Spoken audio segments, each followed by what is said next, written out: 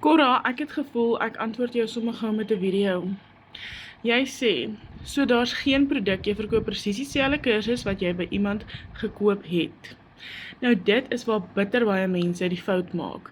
Dit is waar mense nie digitale bemarking verstaan nie. Want die maklike uitweg is om te dink soos wat jy hier sê. Kom ek gee jou gou 'n stukkie agtergrond. Hierdie is nie net 'n kursus om aan te koop en te verkoop nie. Eerstens, mense wat besighede het, koop hierdie kursus om hulle besighede te laat groei. Ek het 'n tannie wat 'n haarsalon bedryf, wat hierdie besigheid gekoop het, net om 'n haarsalon te groei. Sy herverkoop hom glad nie. Tweedens, jy kan hierdie herverkoop indien jy sou wou. En dan nou derdens, jy kan jou eie digitale produkte hieruit create, jy leer bemarking. Nou dit is nou waar ek inkom. Jy weet seker al teen hierdie tyd, ons het 4 verskillende programme. Ek het op die laagste een begin, ek het ge-upgrade tot en met die hoogste een. En nou soek ek op daai punt van mense wat my kontak, hulle vra my, ek moet vir hulle produk bemark.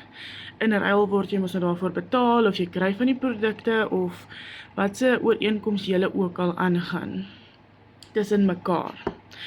So, ek hoop hierdie maak vir jou dalk so klein bietjie beter sin, dat dit nie net noodwendig 'n koop en verkoop nie.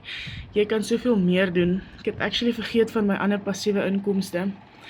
Ek is nou al op daai vlak, waar ek uit ons community uit, dis nogals nice, verdien jy semi-passiewe inkomste, wat jy kind of eintlik niks vir dit doen nie, en elke kliënt gee jou $5.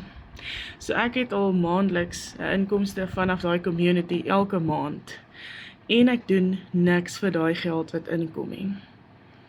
So vir enige iemand wat meer wil weet oor digitale bemarking, ook geld maak, net soos wat ek, ons is nou amper 7000 mense in Suid-Afrika wat dit doen. Sit vir my iets in die comment. Digitale bemarking, ek stuur die inligting vir jou. Mag jy 'n fantastiese lekker dag hê.